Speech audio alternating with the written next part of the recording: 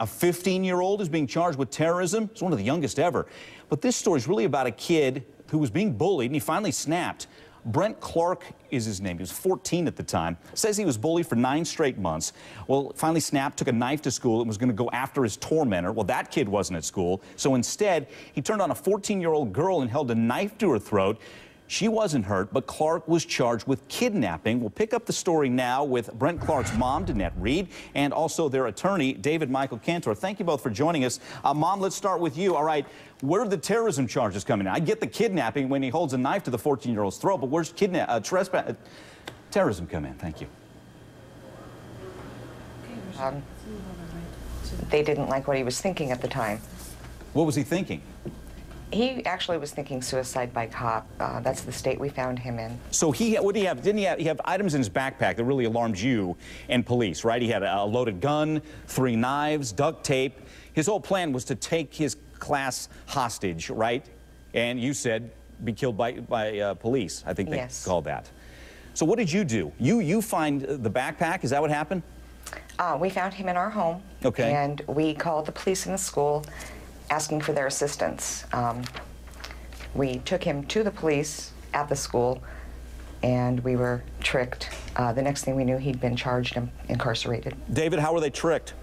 Well, basically what happened was the principal and the police said, look, we want to get Brent some help, bring him down, we'll help him get committed, some psychological help and counseling. And instead what they did was took him into custody, and he spent the next 8 months in a jail where he received no psychological counseling or help and was basically beat up on a regular basis. So what are your legal options here? You're facing obviously the kidnapping charge and holding a knife to the throat of a 14-year-old, the terrorism because of what he was going to do with the stuff in his backpack and hold his class hostage. Where are you going legally? Well, basically, he's sitting in his house playing video games when his father gets home and finds the backpack, which also had certain mementos and personal items, and he was planning on committing suicide, but he never left his house. He never hurt anybody. The terrorism charge is frankly, it's a joke, and the county attorney in this case should have never charged that. I believe it was a political stunt. In regards to the other 2 charges, the girl was never harmed, never cut. She was let go. She walked away. She didn't run away, and Brent is the one who ran home. And it wasn't even until the next day that the police got involved with Brent's family. Danette, so you have to make a call here. You could take a plea deal, and he's going to get, what, 6 years in jail if you plea on the terrorism charge, or you can fight it and there's no guarantees there. Tough decision, huh? Absolutely. Well, and Mike, basically the plea deal is a minimum of 2 years in prison, a maximum of 8.75. But if he goes to trial and loses, his minimum is 45 years of day-for-day prison. So it is a tough choice. How are you feeling? You going to get him? You feel confident at least get him off the terrorism charge? Well, the terrorism charge is being dropped pursuant to a plea agreement. Okay. And if we went to trial, yes, I'm confident that would be thrown out.